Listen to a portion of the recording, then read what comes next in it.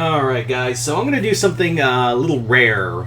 Mostly because these two comics I'm going to be reviewing back-to-back in one video was mostly because I didn't have much to say for either comic to fill a full video. I actually tried to do reviews for both of these, but I was like, I just can't find a lot to really say about either comic. Not that they're bad, it's just it's very bare bones. Both comics were very bare bones, so I was like, you know what, fine, I will just do a review. I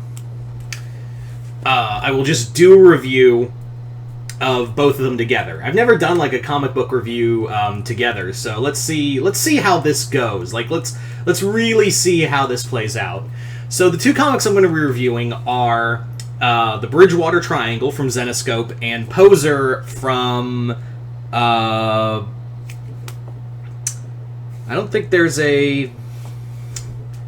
I should have looked at this. Aren't we professional?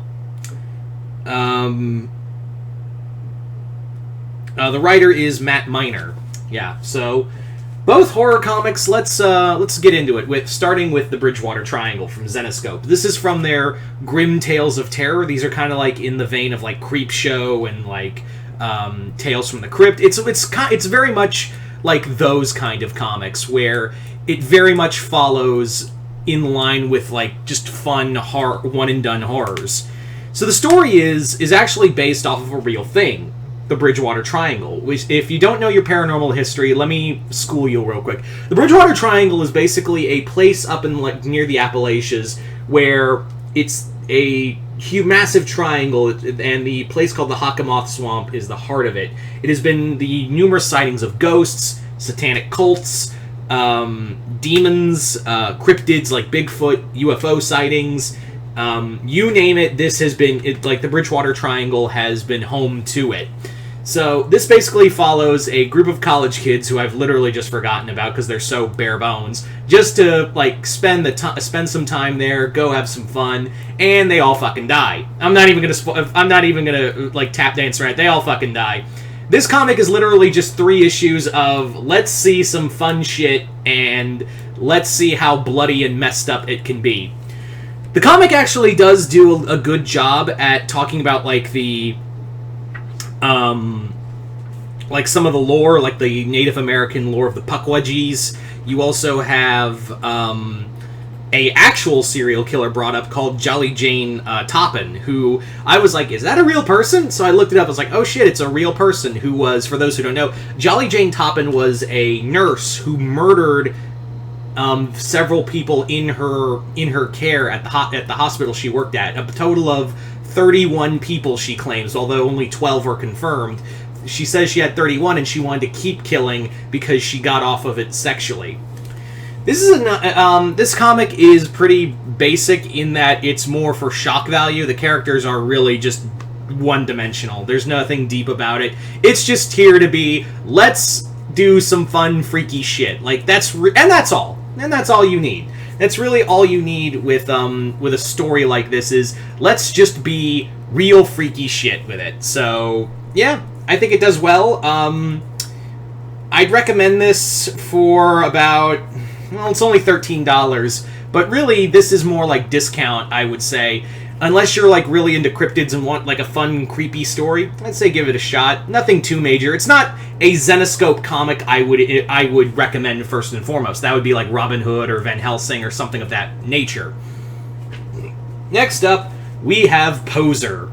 So, Poser is a slasher comic that I thought Maniac of New York was going to be. In my previous video, I talked about how Maniac of New York, what really I thought was going to be like a fun slasher book in New York City, but really that book really brought me down, and it was still good, don't get me wrong, and I'd love to read the second book. It's just, that book was just an ass-kicking, really, emotionally.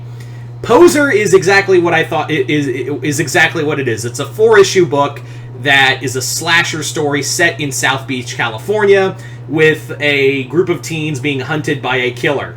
I'm not gonna lie, you're gonna figure out the killer by issue 1. Like, the moment you see this character, you're gonna be like, that's the killer.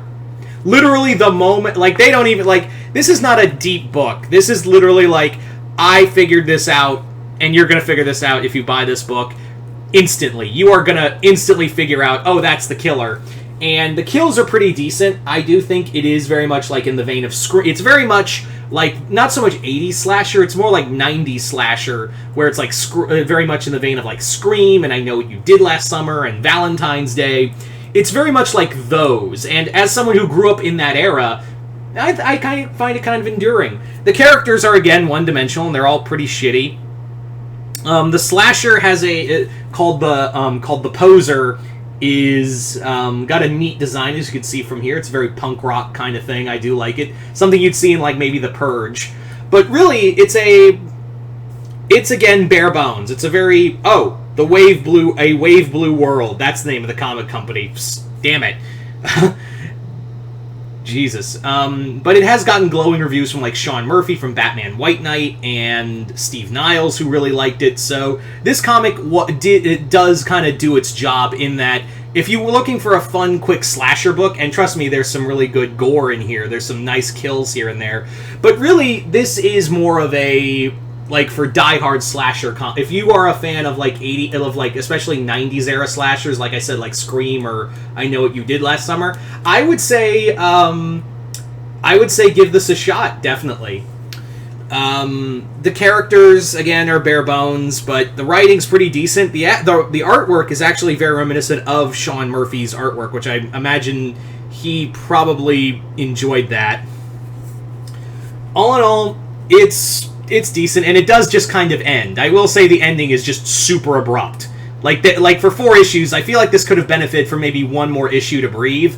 But really, this one just goes, fuck it, you know this, you've probably seen this story before, and we're not going to hide anything, we're just going to go on our merry way. So I can't fault it for that. Anyway, so, not bad. So, both these comics, like I said, came from Chris, Mount Vernon Kid. Chris, know you're watching, thank you so much for the comics, as always. And always, hope you all enjoyed this comic review. Other than that, I'm Mr. Multiverse. I'll see you next time in the Multiverse.